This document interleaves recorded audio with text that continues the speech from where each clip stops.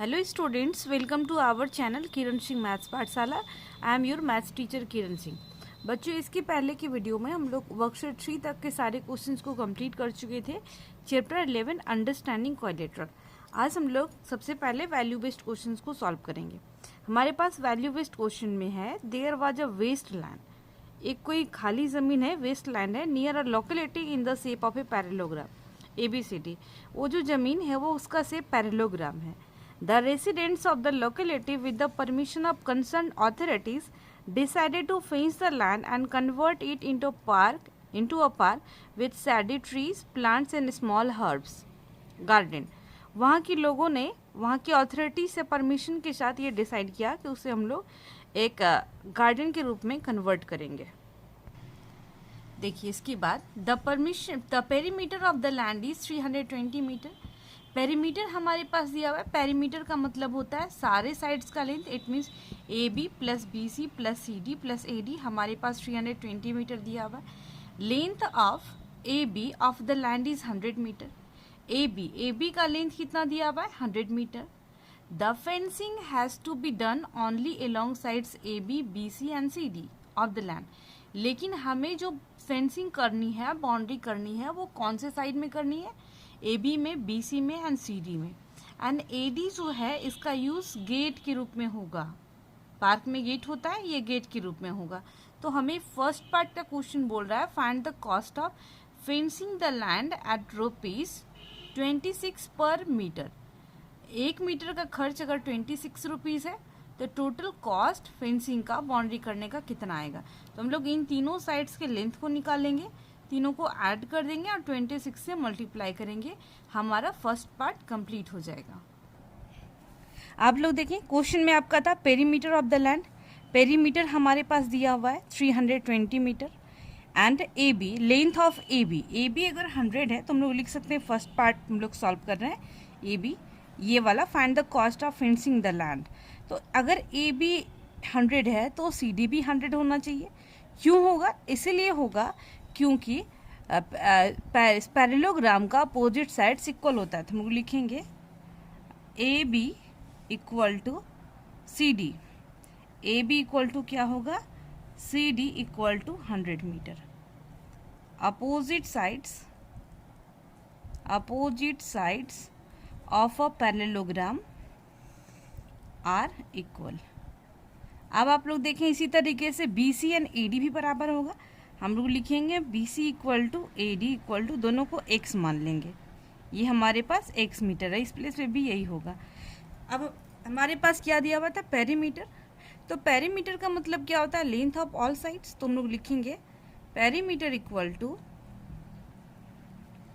320 metre है ना, तो पेरीमीटर के प्लेस पे सबका सम कर सकते हैं, AB या फिर 2 इंटू L प्लस B भी कर सकते हैं।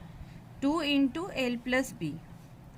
जो रेक्टेंगल के पेरीमीटर का एरिया, रेक्टेंगल का पेरीमीटर का फॉर्मूला होता है, वही फॉर्मूला हमारे पास पैरेललोग्राम में भी होगा।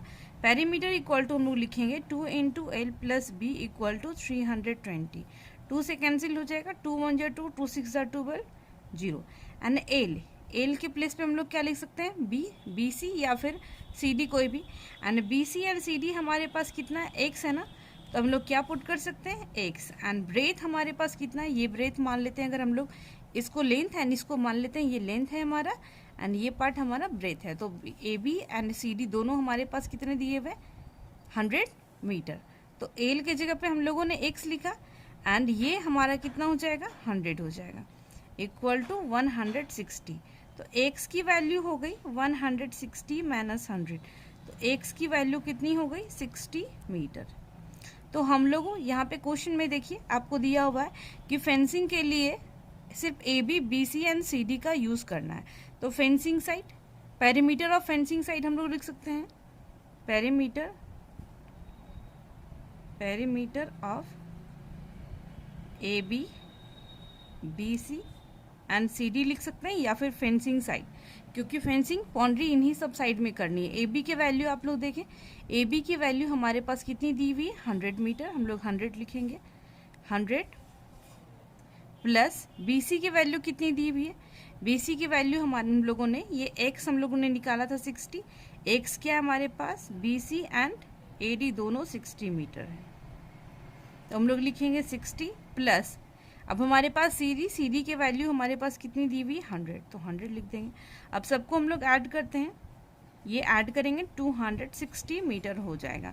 अब फर्स्ट पार्ट में क्या बोल रहा था, टोटल कॉस्ट ना, टोटल कॉस्ट, तो टोटल कॉस्ट हम लोग निकालेंगे 260 इंटू 26 का स्क्वायर आपको पता होगा, अगर मल्टीप्लाई करेंगे तो 676 एंड 10 पुट करेंगे तो हमारे पास आंसर हो जाएगा 6760 रुपीज़ हमारा खर्च होगा फिनिशिंग करने में। हमारा फर्स्ट पार्ट कंप्लीट हो जाता है ए वाला। अब हमारे पास बी नंबर में क्वेश्चन है, do you like the idea of residents converting waste land into a park and why? क्या आपको ये आइडिया पसंद आया कि वहाँ के लोगों ने उसे पार्क के रूप में कन्वर्ट कर दिया, खाली ज़मीन को, वेस्ट लैंड को? यस, हम लोग लिखेंगे इसके आंसर में yes we like and why. क्यों ऐसा क्यों पसंद आया? क्योंकि हम अगर पार्क बन गया हमारे घर के आसपास में तो हमें फ्रेश एयर की प्राप्ति होगी, वहाँ पे हम लोग एक्सरसाइज कर सकते हैं। दूसरा रीज़न, और भी रीज़न हम लोग दे सकते हैं। पहला रीज़न क्या बताया गया, यहाँ पर फ्रेश एयर हमें मिलेगा, दूसरा एक्सरसाइज कर सकते हैं, तीसरा रीज़न वेस्ट ज़मीन का यूज़ हो गया। ये सब सारी चीज़ें हम लोग बी पार्ट में लिखेंगे। हम लोग लिखते हैं आंसर, लिखेंगे yes we like the idea because यहाँ पर रीज़न में हम लोग देंगे, रीज़न क्या क्या हो सकता है, रीज़न में हो सकता है we can get or we can get या फिर वी विल गेट, तो लिख सकते हैं we will get fresh air. Next हम लोग लिख सकते हैं we can do exercise, we can do exercises etc। And आप लोग इसके अलावा भी आपको जो समझ में आता है इसके अलावा भी हम लोग और भी बहुत सारी चीज़ें लिख सकते हैं। अब हमारे पास इसमें सी पार्ट का क्वेश्चन था।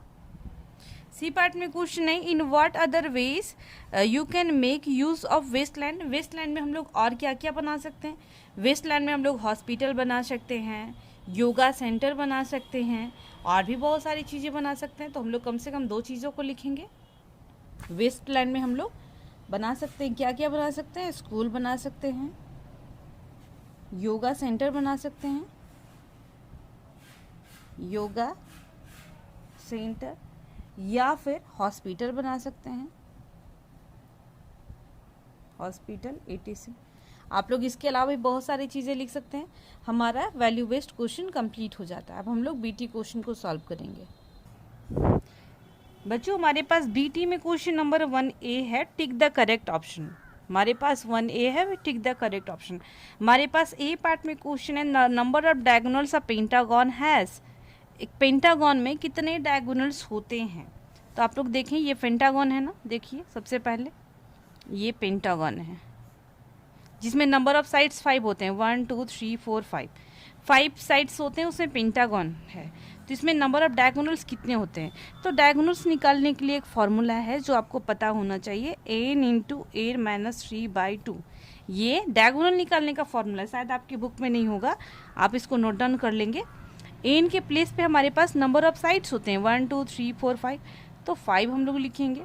5 माइनस 3/2, आप लोग देखें 5 इंटू 2/2 कट गया ना, कितना आ गया हमारे पास डायगोनल? आप लोग देख रहे हैं क्या आया, 5। तो हमारा करेक्ट आंसर होगा 5। नंबर ऑफ डायगोनल्स कितने होंगे? 5।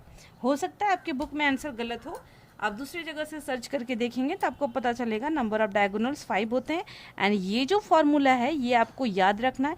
किसी भी पिक्चर में अगर डायगोनल पूछे, अगर आपको साइड्स पता है तो आप इजली डायगोनल निकाल सकते हैं। अब आपके पास नेक्स्ट क्वेश्चन आता है, a parallelogram having its adjacent sides is called या फिर is a trapezium होगा, rhombus, triangle and rectangle। तो आपको इंट्रोडक्शन में बताया गया था कि एडजेसेंट साइड्स अगर पैरेललोग्राम का इक्वल हो तब उस पिक्चर का नाम रोम्बस होता है। उस पिक्चर को क्या बोलते हैं? रोम्बस बोलते हैं। आपका करेक्ट आंसर रोम्बस होगा। अ 7 साइडेड पॉलीगॉन इज कॉल्ड, जिस पिक्चर में 7 साइड्स होते हैं उसको क्या बोलते हैं? Pentagon means 5 sides, octagon means 8, hexagon means 6, heptagon उसका क्या नाम है? 7 साइडेड पॉलीगॉन को हेप्टागन बोला जाता है। रेगुलर